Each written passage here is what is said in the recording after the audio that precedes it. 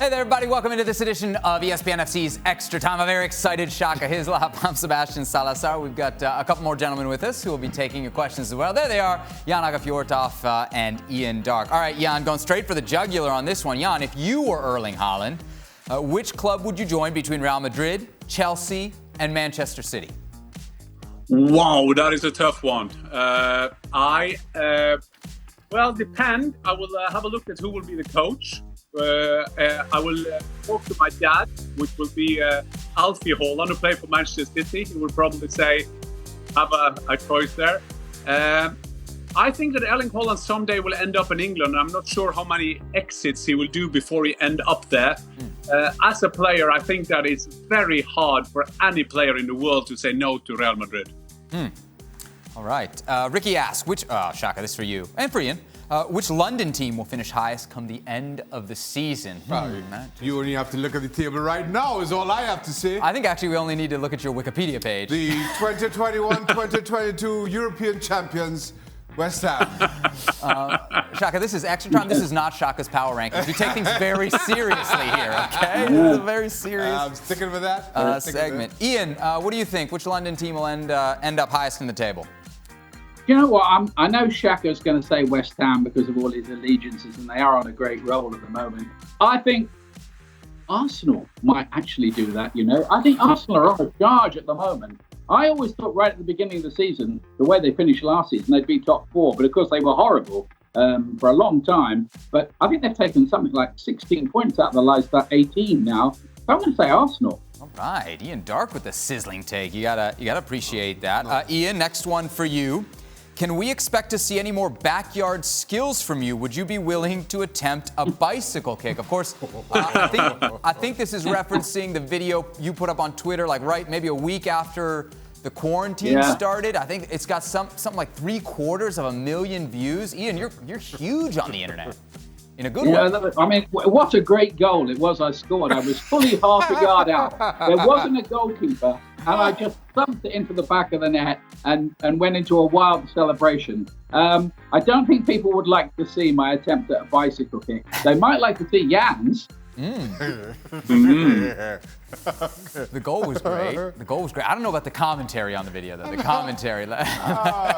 Is there a little bit of a throwdown by Ian Darke there? Yeah. I think I can do a better bicycle than Jan. Is that what I heard Ian say? I think he was just kind of passing the buck to Jan. I thought it was a challenge, personally. I can't mix it with you guys. You're professional footballers. Can you imagine Ian doing that bicycle thing, and then we go straight to the ambulance to the hospital? That will happen. Right. I would now. 10 million views. Yeah. 10 million. Behind the scenes, we have enough trouble getting Ian on for technical issues. We probably don't need to add any more hurdles to that process. For Shaka, with the signings West Ham are making and the good season they are having, where do you see them finishing? All right, lots of West Ham here. And do you see Billy Gilmour as a good loan signing for Moyes? Lots packed in there. There is a lot packed in there. And in all honesty, right now I don't think you need a whole lot of tweaking. You know, West Ham don't have, I think only Masuaku out injured.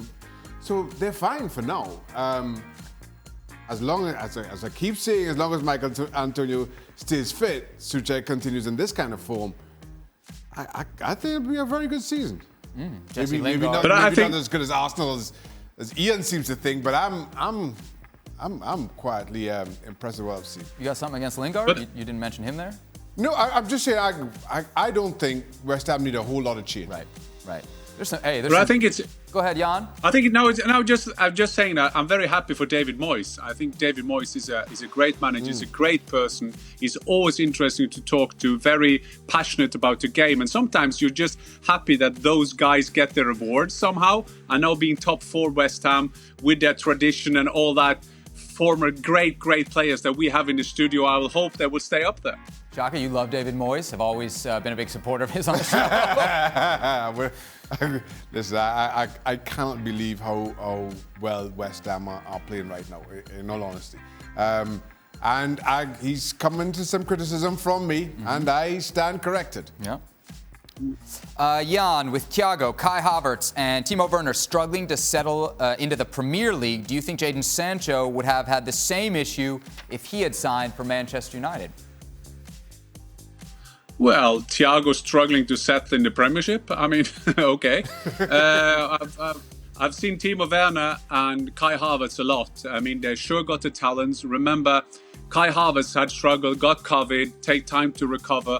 I've played in different countries. For some players, it take longer time to adjust. I mean, it's not only just to come there, the young kids moving from the country, going into big London. And I think the team of Werner and Kai Havertz will do well. Thiago is the playmaker at Liverpool. I won't be worried about that. As for Sancho, I can see Sancho coming to England and to the Premier League this season. I think that if there is a manager who need that kind of player, and he will go straight into the team, doing what he can best, take people on, creating goals. He had terrible struggles at the beginning of the season, but lately you can see his old Sancho, or young old Sancho, creating goals from Haaland, scoring goals himself. So Sancho will be a big hit in the Premier League. Ian, you agree? Yeah, I think he would. I think great players, really good players, do settle in. I mean, Havertz is a difficult case because he was pretty seriously ill, I think, with COVID. It knocked him back quite a long way. Yeah, he's looking lightweight, but it may take till next season. He is a good player, and I think we'll see that eventually. Bruno Fernandes settled in straight away, didn't he, at Manchester United? It may take Sancho a little bit of time.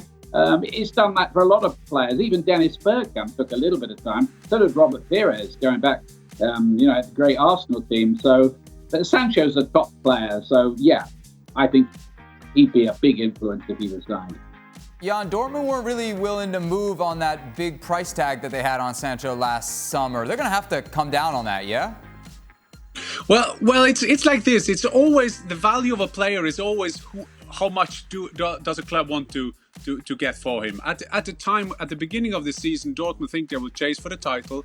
They wanted to keep Sancho. We didn't know how long Corona would stay, and there was something also about proudness. They set a price, they set a deadline that wasn't met by Manchester United. He was very close there. He talked with Manchester United, and we all know about that. But coming up to this summer, I got a feeling that the big thing for all clubs in Europe will be to get Erling Haaland as the number 9 in their team. So I think this time Dortmund will say, okay, we put everything in to keep Erling at the club. It's much more likely that he will go next summer if he's going to leave the club. But Sancho, it's time to let him go. And yes, I think that the market, I don't think any of us can understand how much this has hurt the clubs all around. So the transfer fees in general will go down, but I don't think they will go down as much as, for example, the Manchester United fans will think, because people will have a look at Manchester United and think, well, they got the money, so just put your money where your mouth is. Sancho obviously not having the same season that he did last year either. Shaka, how often would you get mad at teammates because they weren't defending properly? Would you beat yourself up or blame conceded goals on bad defending? That's a pretty common occurrence. Every game you're shouting and screaming at somebody for not doing something or not, shirking some kind of responsibility. That's part and parcel of playing football, that communication. And as much as you always see, and we always joke about goalkeepers kind of having a go at defenders when goals go in, I never did. I think that if a defender made a mistake and a goal scored as a result, he would know. Right. He didn't need me to remind him, and he certainly didn't need me making a scene about it. If he made a mistake and I made a save or the striker threw away or whatever reason, that's when I would be most vocal and most animated. If the ball was in the back of the net, he's feeling badly enough as it is. Is it one of those where you might do it, but you do it in private? No, you do it right there. Really? You do it right. I mean, that's just part and parcel. You shout and you scream and you get it over with and you move on. And that's how everybody communicates. Last question. Thomas Tuchel making, I don't know, do you follow ESPN FC on Instagram? Yes, but I haven't been on for a while. Okay, all right, we'll get on that. Thomas Tuchel, this was on the ESPN FC Instagram account, making Chelsea practice with mini balls to improve their touch. It was literally like smaller than a size 3. What is the strangest or most interesting method a manager use to improve aspects of your game? We were talking about Thomas Tuchel. I think it might have been when he had first arrived at PSG. He had the team training with holding tennis balls so they wouldn't grab anybody's shirts. And I remember Stevie, as Stevie does, going ballistic about it. I mean, was he oddness with Thomas Tuchel? I don't get it. I mean, he's trying different things. You can. But Interesting. But he's thinking new methods, boys. And I think one of his, being a German, he will know about Felix Magath. And Felix Magath is one of the strictest, hardest, toughest coaches you can have. And I had him for 1 year. You can imagine. And he trained with the old medicine balls. And he also trained with small balls like Thomas Tuchel is doing, because Magath said if we could do the skills with them, coming to the Saturday will be much easier to do with the big balls. But the medicine balls with Felix Magath was terrible, and we were dragging him around, jumping around in the forest with these medicine balls. He loved his medicine balls. Ian, mini balls, do you think it'll work for Chelsea? I remember in my childhood, I spent most of my childhood playing football with tennis balls on concrete.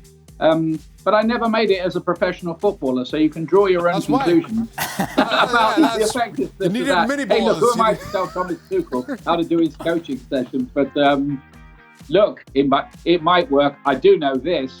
They weren't great to watch the other night in the first game, but it was the first game. There you go. Can't you see the visual? Ian Darke, tennis ball, good black Lord. top, one Doing a light, bicycle? commentating on his own. Doing a bicycle, ambulance, everything. It's kind of pathetic, isn't it? All right, gentlemen, good stuff. We'll leave it there for today. For Shaka, for Ian, and for Jan, I'm Seb. Thanks for watching. We'll be back on tomorrow's edition of ESPN FC. Well, thank you very much for watching ESPN on YouTube. For more sports highlights and analysis, be sure to download the ESPN app. And for live streaming, premium content, and let's not forget as well, ESPN FC 7 days a week. Subscribe to ESPN Plus.